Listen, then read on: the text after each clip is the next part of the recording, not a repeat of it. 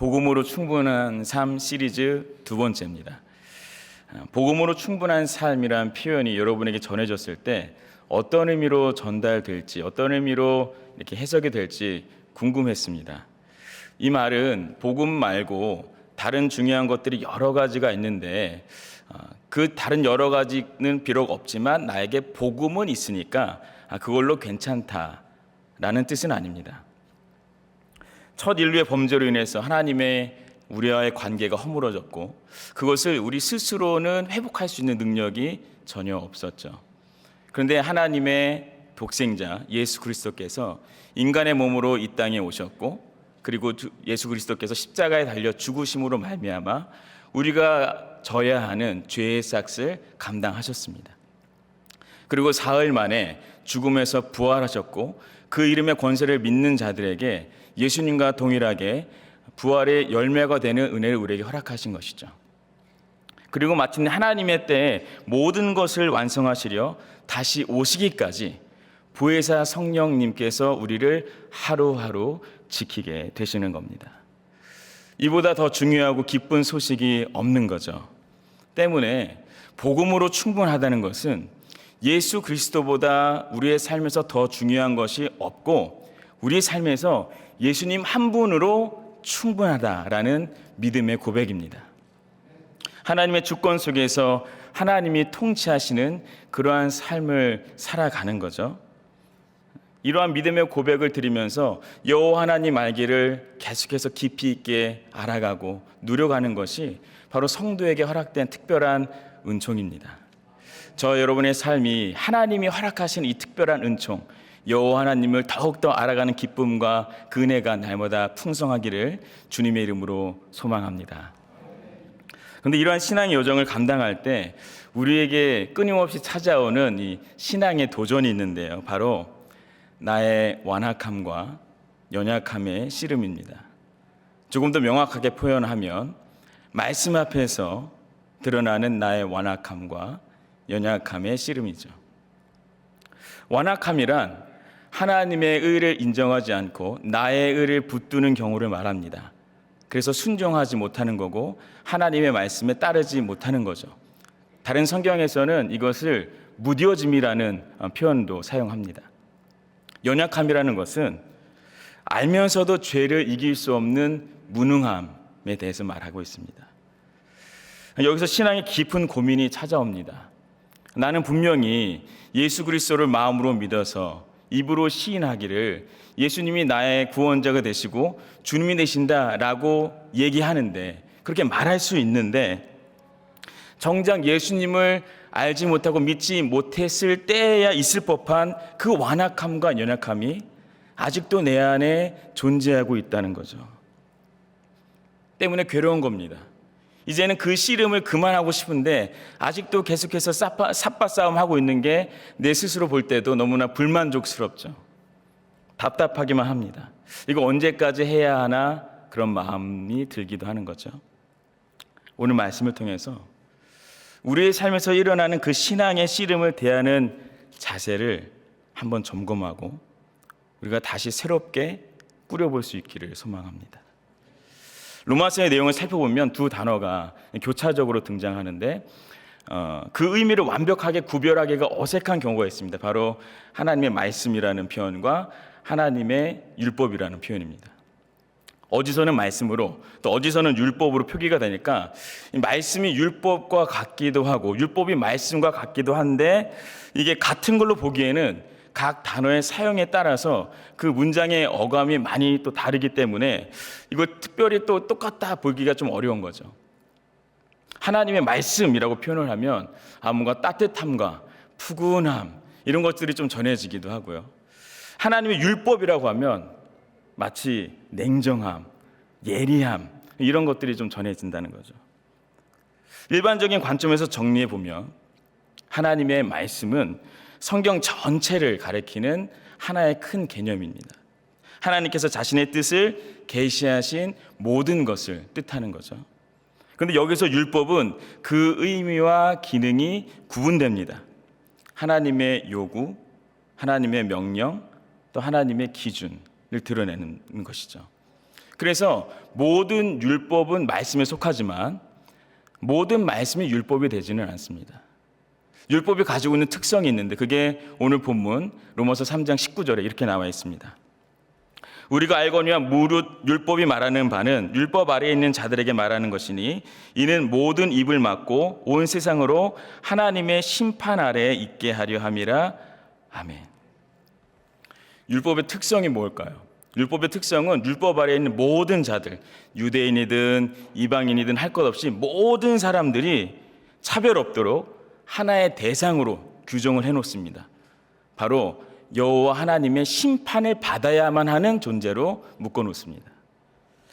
그러니까 여기에 그 누구도 입을 열어서 반박할 수가 없다라고 19절에 말하는 거예요. 왜냐하면 율법이 가지고 있는 아주 고유한 특징이 있습니다. 그 기능이 있는데 그게 20절에 보면 이렇게 되어 있습니다. 그러므로 율법의 행위로 그의 앞에 의롭다 하심을 얻을 육체가 없나니 율법으로는 죄를 깨달음이니라. 아멘. 율법은 죄를 깨닫게 하는 기능이 있습니다.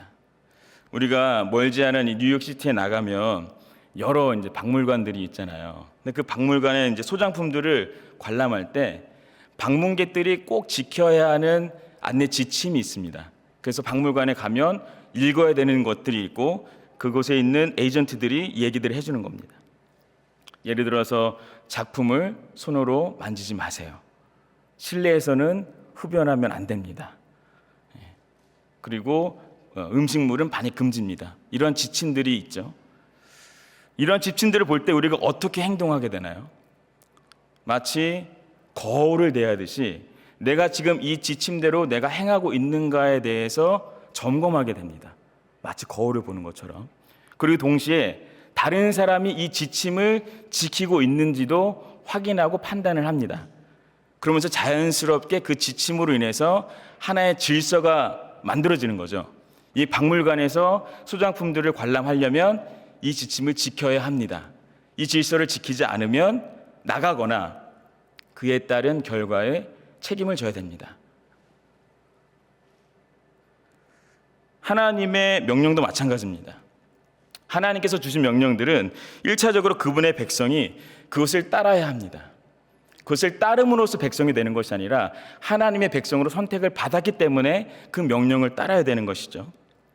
그런데 성경에 기록된 613개의 그 명령들을 삶에 열심히 적용하다 보면 깨닫게 되는 중요한 사실이 하나 있습니다. 바로 그것을 온전히 지킬 수가 없다는 겁니다.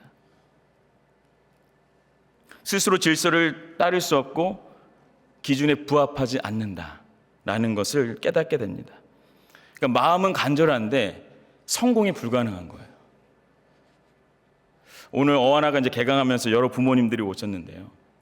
아이들이 이제 어릴 적에 이제 하는 놀이 중에 블락쌓기가 있습니다. 그래서 블락쌓기 놀이가 있는데 크기가 다르고 막 모양이 다른 이 블럭들을 밑에서부터 한 층 또 한 층 쌓는 거죠.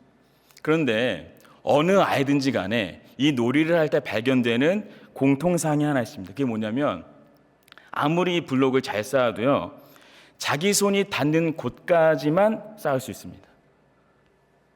까치발 들고 막 손가락 부들부들 떨면서 이거를 꼭 맨 꼭대기 하나 더 얹으려 하지만 결국 중심 잃고 넘어지기 마련입니다. 며칠 전에도 저희 집에서 봤습니다. 그리고 나서는 쌓아놓은 탑 다 무너뜨리는 거죠. 자기가 무너뜨렸는데 뒷감당은 엄마 아빠가 다 해야 하는 겁니다. 하나님의 율법과 우리의 관계도 이와 같습니다. 우리의 능력으로는, 자력으로는 율법을 완수할 수가 없어요. 넘어설 수가 없습니다.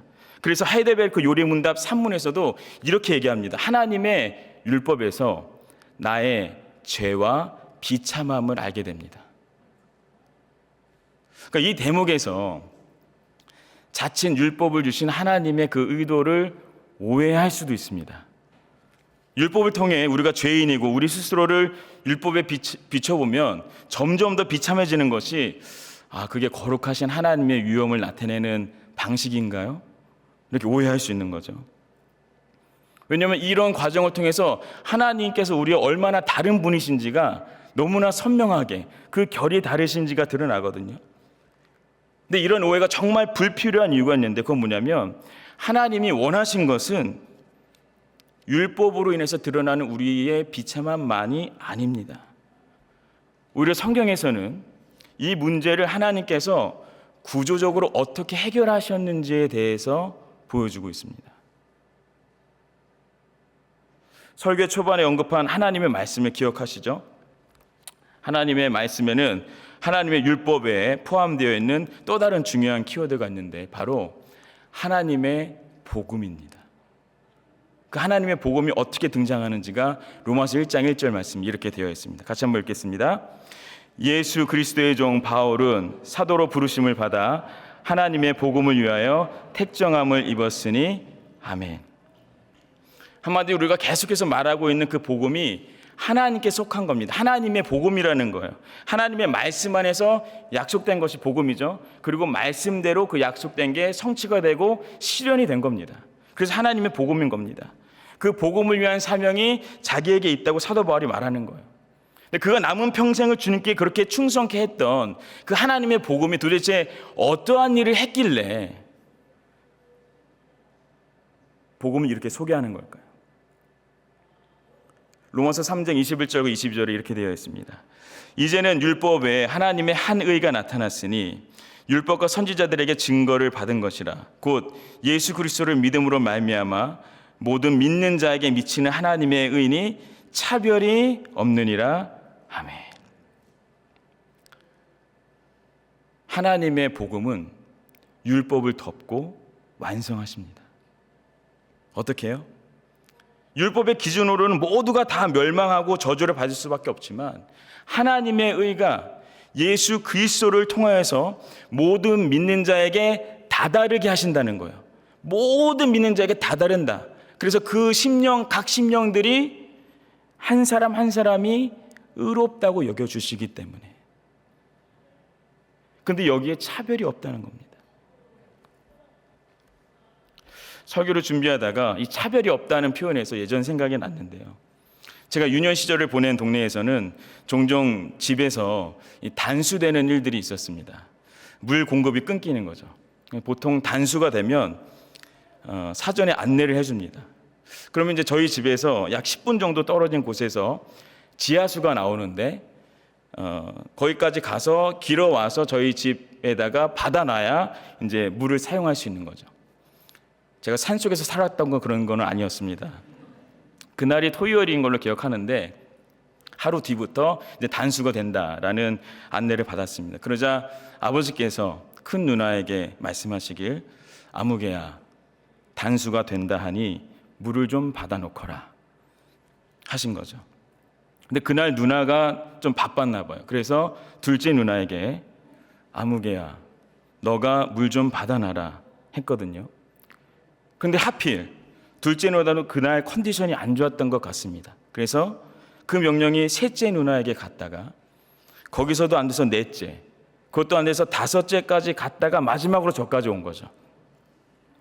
저는 달리 보낼 곳이 없으니까 이제 입만 삐죽 나왔겠죠. 이 행태를 눈앞에서 보시던 아버지께서 저희를 일렬로 집합시키셨습니다. 그리고 훈화 말씀이 한참 이어졌습니다.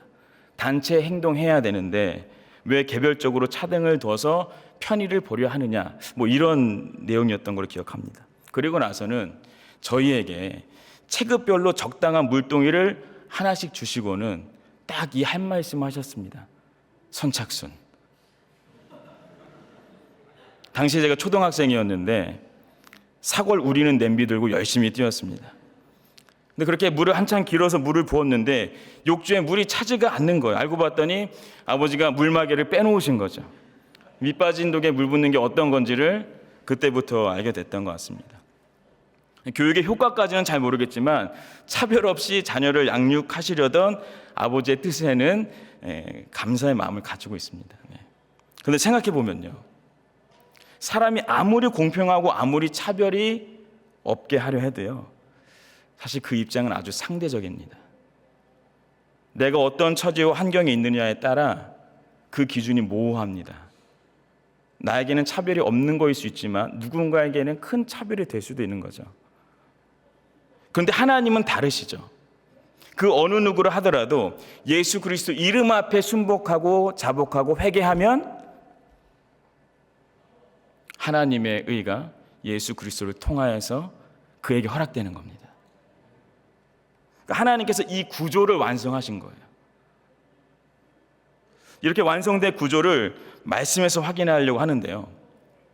아마 앞으로 읽으시게 될 두 구절 중에 한 구절은 많이 들어보셨거나 읽어보셨거나 외워보셨을 만한 구절입니다. 그런데 그 구절만 읽는 것이 아니라 그 다음 구절까지 한번 같이 읽으시면서 이게 왜 연결이 되어 있는가를 한번 생각해 보면서 같이 한번 읽어보겠습니다. 로마서 3장 23절과 24절의 말씀 같이 읽겠습니다. 모든 사람이 죄를 범하였음에 하나님의 영광에 이르지 못하더니 그리스도 예수 안에 있는 속량으로 말미암아 하나님의 은혜로 값없이 의롭다 하심을 얻은 자 되었느니라. 아멘. 23절만 읽으면 하나님의 율법과 그 결과만 보입니다. 그렇죠?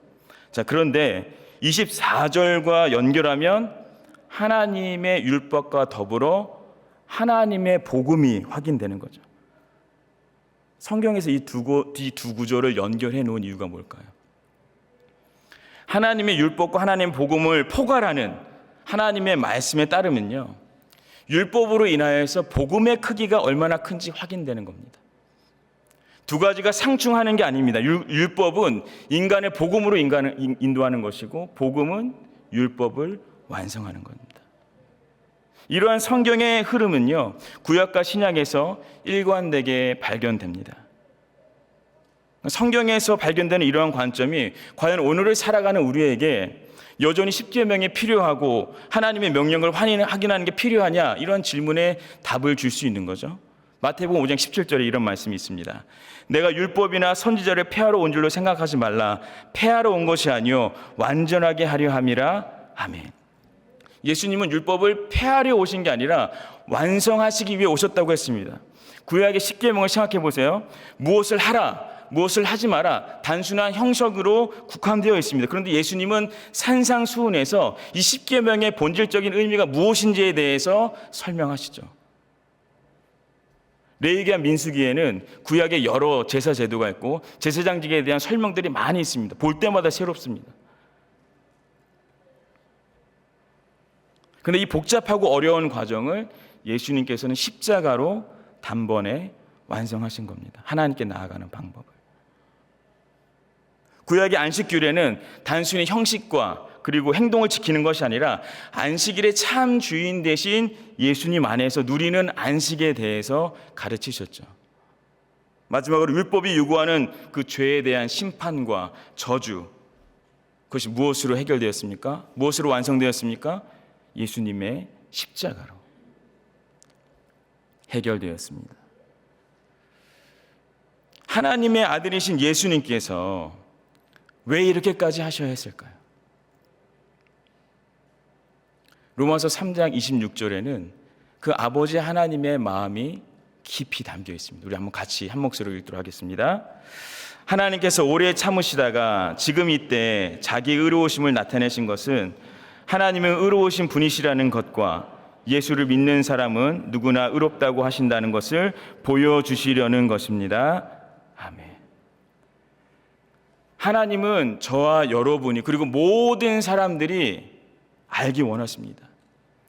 하나님이 오래 참으시다가 그분의 의로우심을 나타내셨다는 거예요. 그런데 그 이유가 단순히 하나님이 그토록 인내심이 많으신 분이시고 인자하시고 대단한 분이시라는 것을 나타내시려는 것이 아니고요. 더 중요한 내용이 있는 거예요.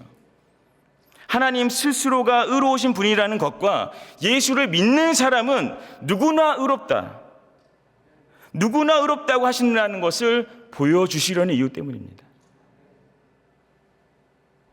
하나님이 그걸 보여주고 싶으시대요. 하나님 우리에게 그걸 알려주고 싶으시다는 겁니다. 왜요? 그 은혜를 통해서 우리가 구원받기를 원하시기 때문입니다. 중요한 것은요, 예수 그리스도로 인하여서 하나님께 의롭다함을 받는 조건은 어느 누구에게나 동일하게 적용되는 겁니다. 교회 직분에 상관없습니다. 내가 어디서 태어났고 내 배경이 어떠하고 내 사회적 지위와 형편이 어떠한지는 고려되지 않습니다. 내가 몸이 많이 아파도 예외되지 않습니다. 나에게 합법적인 체류 신분이 없어도 괜찮습니다. 상관없죠. 내가 직장을 방금 전에 잃어서 먹고 살 길이 막막해도 하나님이 그 정하신 조건에서 벗어나질 않습니다. 하나님이 허용하신 조건에서 예외되지 않습니다. 내 가정이 온통 혼란스럽고 질서가 잘 잡혀지지 않는다 하더라도 하나님의 의로우심을 나타내는 역사를 막아낼 재간이 없다는 거예요. 2000년 전에 나의 이름은커녕 존재 자체를 아실 리도 없을 것 같은 그때에 이미 나를 아시고 나를 사랑하셔서 나를 위해 죽으신, 십자가에 달려 죽으시고 사흘 만에 부활하신 예수님을 믿으면 조건 충족입니다. 믿으십니까? 그렇다면 이제 우리는 설교 제목으로 돌아가 볼 필요가 있습니다. 완악함과 연약함으로 씨름하는 그대에게. 하나님의 의가 예수 그리스도를 통하여서 나에게 허락되었지만 여전히 남은 씨름의 현장이 있습니다. 나의 의가 강하고 나의 고집이 강해서 말씀에 온전히 순종하지 못하고 도리어 무뎌지는 나를 발견합니다. 아닌 걸 알면서도 자꾸만 넘어지는 연약한 나를 경험합니다. 그런데 오늘 말씀을 따르면요, 이러한 완악함과 연약함은 발견하는 게 은혜입니다. 우리의 역할은 나의 완악함과 연약함을 피하지 않고 씨름하는 겁니다. 근데 무조건 기합소리 넣으면서 머리부터 들이대는 게 아닙니다. 하나님이 정하신 구조를 따라 적용하면 됩니다. 율법은 우리를 무너뜨려서 나는 더 이상 안 돼, 나는 더 이상 할 수 없다, 그 자리로 우리를 몰고 가겠지만 복음은 우리가 그렇게 불완전하고 위태할지라도 그러나 예수께서 우리를 위해 하셨다, 그걸 깨닫게 하는 거거든요. 얼마 전에 한국에서 만나교회를 섬기시는 김병삼 목사님이 청년연합수련회에서 팬인가 제자인가라는 주제로 말씀을 전하셨는데, 정말 우연히 이제 그 내용을 접했는데 목사님께서 설교 중에 자신에게 있는 약함에 대해서 나누는 내용을 이제 보게 되었습니다. 보통 목회자에게 있는 약함이 세 가지로 구분되는데 뭔지 아시죠? 네, 돈, 명예, 또 이성. 근데 목사님이 자신에게 있는 약함이 무엇인지 생각해 보니까 여자라고 답을 하셨어요. 이성이라고 답을 하신 거죠. 그러면서 목사님이 담담하면서도 진솔하게 그 얘기를 해주시는 게 그곳에 모인 청년들과 또 설교를 접하는 사람들에게 힘이 되고 도전이 됐겠다라는 생각을 했습니다. 근데 그 설교를 듣고는 아내가 저에게도 질문을 했습니다. 저에게는 어떤 게 제일 약한 것 같냐고 물은 거죠. 사실 목사로서 그 질문 자체를 처음 접해본 건 아니었고 지난 시간 동안 스스로도 종종 던져봤던 질문이기도 했는데요. 근데 그날따라 아내의 질문을 듣고 잠시 생각해 봤는데 세 가지 다인 거예요.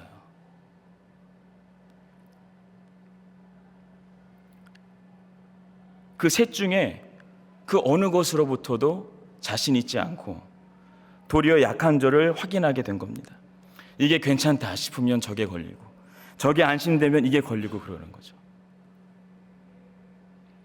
그래서 아내에게 세 가지 중에 안 걸리는 게 없다라고 제가 조금 한탄스럽게 말을 했거든요. 그러니까 아내가 깜짝 놀라면서 그걸 이제 알았어? 나는 듯한 눈빛으로 제 얘기를 끝까지 들어줬습니다. 말을 직접 하진 않고 눈으로는 얘기하는데 음성으로는 들리지 않는 희한한 경험을 했습니다. 나에게 있는 완악함과 연약함이 있다면 그것을 하나님께 정직하게 내어놓고 그분의 도우심을 구하는 것이 하나님께 의롭다 칭함을 받은 자의 마땅한 자세입니다. 그리고 배우자와 또 함께 기도해주는 동역자들에게 필요한 범위 안에서 기도의 제목을 나누며 주님께 맡겨드리는 것이 내 삶을 율법의 정죄에서 복음의 은혜로 맡기는 삶의 실천입니다. 때로는 삶의 패턴과 환경을 구조적으로 바꾸는 것도 우리를 도우시는 신실하신 하나님을 경험하는 통로가 될 겁니다.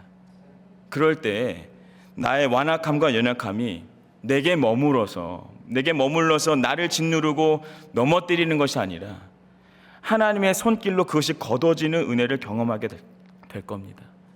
상황이 걷어지는 것이 아니라 나의 완악함과 연약함이 걷어지고 같은 상황 속에서도 예수 그리스도로 충분한 신앙의 고백을 드릴 수 있는 것이죠.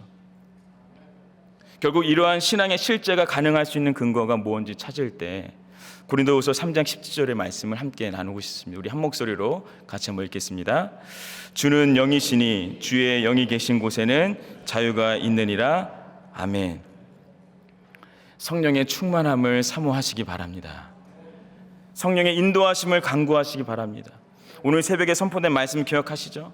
목마른 사슴이 시냇물을 찾아 갈급한 것처럼 내 삶이, 내 가정이, 내 생업이 성령의 충만한 역사가 가득하도록 갈망하며 사모하는 우리의 심령이 되기를 바랍니다.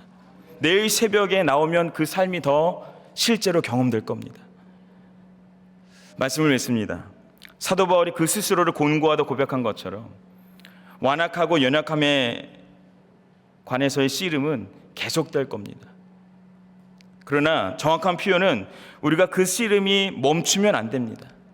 우리는 순간마다 벌어지는 영적 씨름의 현장에서 여전히 하나님 앞에서 스스로를 의롭다 여기고 변화되길 거부하는 그 부분을 내려놓아야 합니다. 나는 괜찮다, 저 사람만 문제다고 생각한다면 그 또한 주님 앞에 내어놓아야 합니다. 그리고 점점 더 깊어져서 나의 완악한 마음을 보여달라는 기도까지 나아가야 하는 거죠.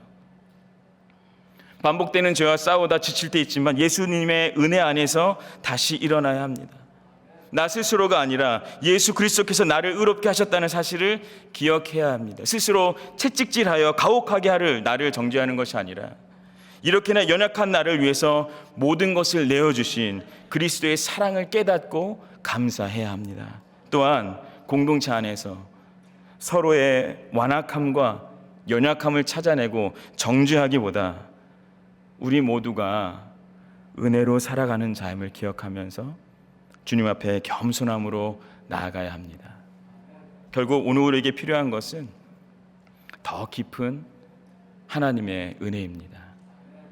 회심의 끝은 새로운 시작이 되는 것이죠. 하나님께서 거기에 머물러 있으려 하지 않고 우리에게 믿음을 더하시고 담대함을 더하시고 소망을 더하셔서 한 걸음 더 나아가게 하십니다. 한 걸음 더 우리로 달려가게 하십니다. 한 걸음 더 주님과 친밀해지고 가까워지고 주의 영광을 드러내는 삶으로 우리를 이끌고 계십니다. 율법의 매임이 아닌 복음 안에서 자유함을 사모하며 나아갈 때 성령의 충만함을 인하여 날마다 승리하시길 예수 그리스도의 이름으로 축복합니다.